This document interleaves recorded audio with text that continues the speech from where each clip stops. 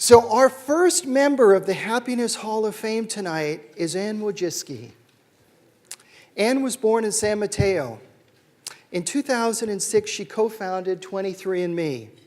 23andMe is a privately held personal genomics and biotechnology company based right here in Mountain View, California. The company is named for the 23 pairs of chromosomes in a normal human cell. The company's personal genome test kit was named Invention of the Year by Time Magazine in 2008. In October 2013, Fast Company named Wojcicki the most daring CEO. Let's have a warm round of applause for Ann Wojcicki.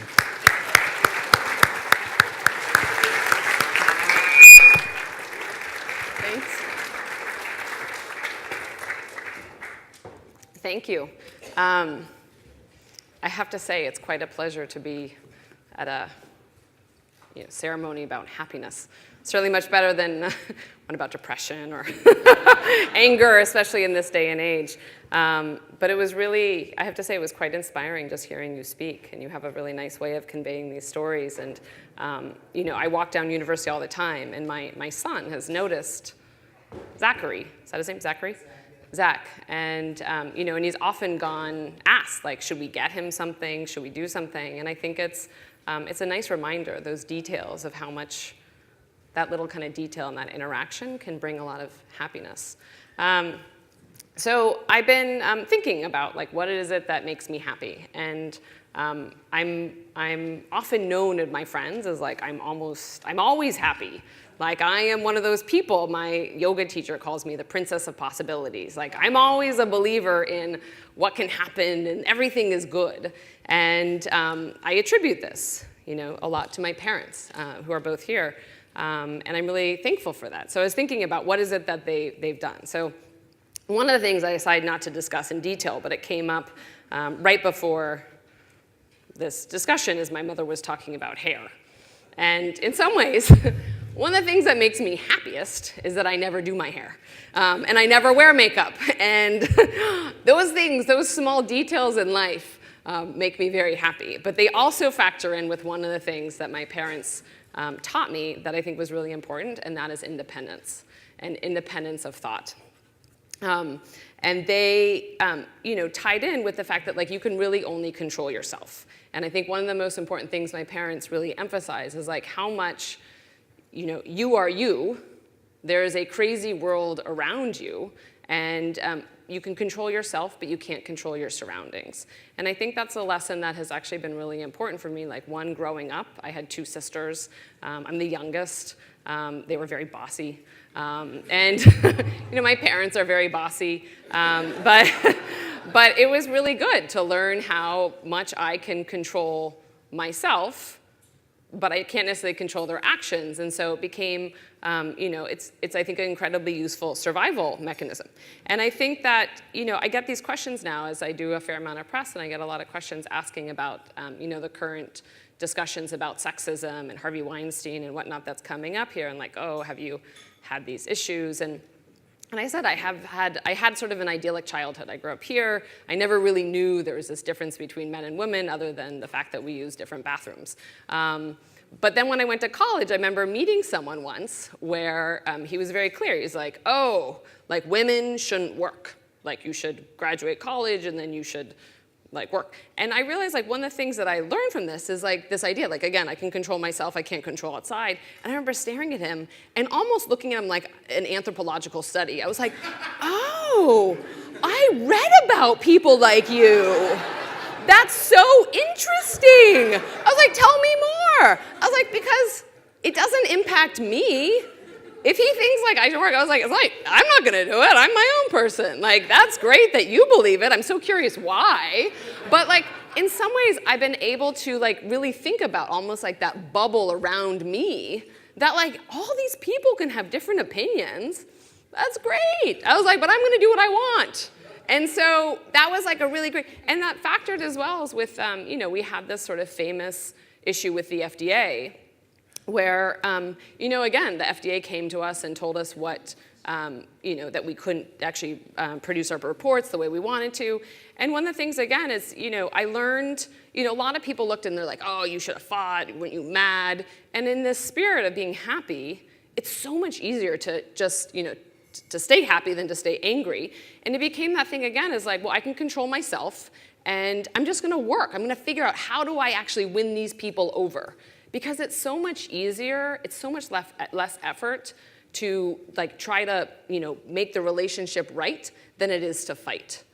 And so it was one of those things as well, as that sense of I can control myself and my actions in that capacity, where I'm gonna learn how to comply. What is it that I need to do? And I can't necessarily control the world around me. And it doesn't matter whether I think I'm right or I'm wrong.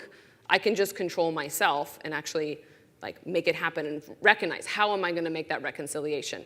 And so much of reconciliation, I think, is about what are your actions and how is it that you're driving that reconciliation.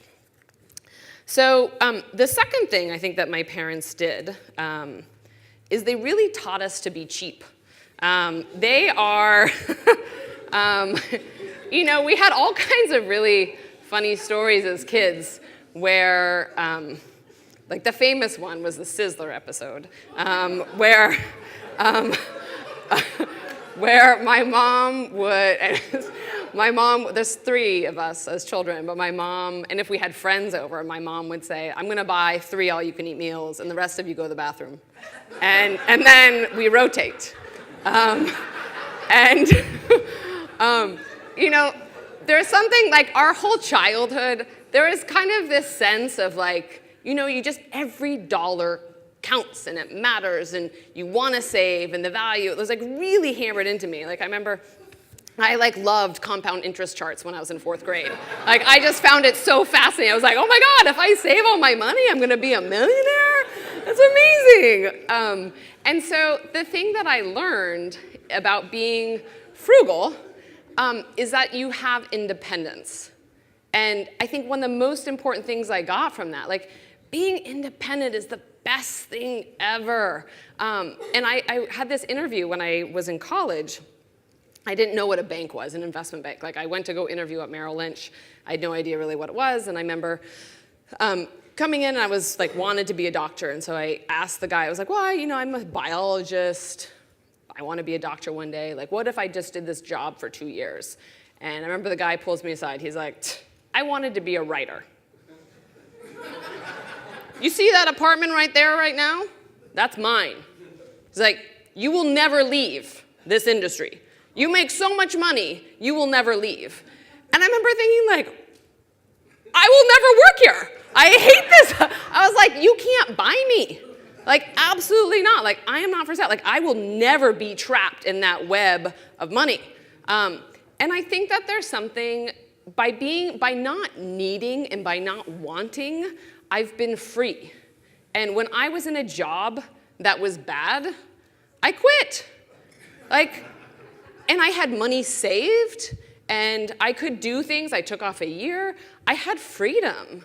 And it's so, the first year I lived in New York, I didn't know, I was paid $40,000 for my first job, and I didn't think I'd ever make that much money again.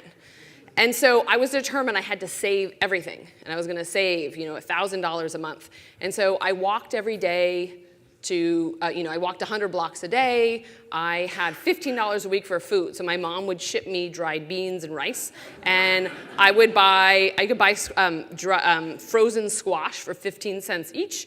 And I was just and anytime someone invited me to dinner, I was like, totally, we should definitely, I was like, definitely. And, the beauty of that, I learned, there's something also about being cheap, that you develop this also beautiful creativity. I bet most people who say oh, yeah, I'm a New Yorker, and I'm like, well, do you know where the silk flower section is? Or do you know there's an entire street where they sell buttons? And I only knew that because I had to walk it every day, and I was always trying to take a different path. And I got to know my bus driver, and there was a whole team of us that would take the bus every night at 10 o'clock, and we knew each other. And there's a spectacular community. And so there was something about the frugality that one, it bought me this freedom. When I did finally quit the job, I had money saved. I wasn't afraid to quit. And it also made me really creative, and I just got this joy of like knowing all this diversity out there. So I think it's really important, when I think of all the things in my life, like I've always been able to execute on the decisions that I want because I feel independent, and I also have never felt like I'm tied to like, oh, I have a mortgage and therefore I can't quit this. Like I've always been super independent, super frugal, and I think that financial freedom is really one of the most important things. Last, which my parents might find funny, is I think one of the things that has made me happiest is that my family is very argumentative. And so, which is kind of ironic that I think happiness in some ways is associated with being able to argue, but there's almost a therapy element. Like everyone in my company knows exactly how I feel. They never question like, oh, was Anne, like, did she mean, like, did she not really like me? Did she not really like that idea? Like, I'm very clear with people. I know how to argue, and I'm not afraid of arguing. And I think it's really important for people to be not afraid of conflict. Like, conflict is just part of the world, but it's really important to know how to argue with people and then be able to walk away and say, like, oh, should we get coffee now? So I think, my family, like people sometimes come for dinner and they're like, oh my God, you guys are like, it's crazy in there. And we'll argue about all kinds of things, and we argue about really random things, like whether or not Walmart should expand to Africa. Stuff that's not really relevant to us, but we're passionate. But I feel like those elements have really, like as I go through life, like when I'm not worried, I never take it personally then. If someone's arguing with me, I don't take it personally. Like it's part of the norm. Like my happiness is not part of, like I'm not looking for your agreement to be happy. I'm looking, like I enjoy that debate and it doesn't scare me. And I think that's part of like when I look at the company, all the things that we've done, those controversies, like I like to think, like I really respect the people at the FDA, even though we've clearly had a lot of disagreements, but you can have controversy and still really enjoy being with each other and still have that happiness. So along the lines of happiness, my son is a zombie tonight in a school play. He is the source of most of my happiness, and so I am thanking you all for my presence, and I unfortunately have to go to the play about zombies. Thank you.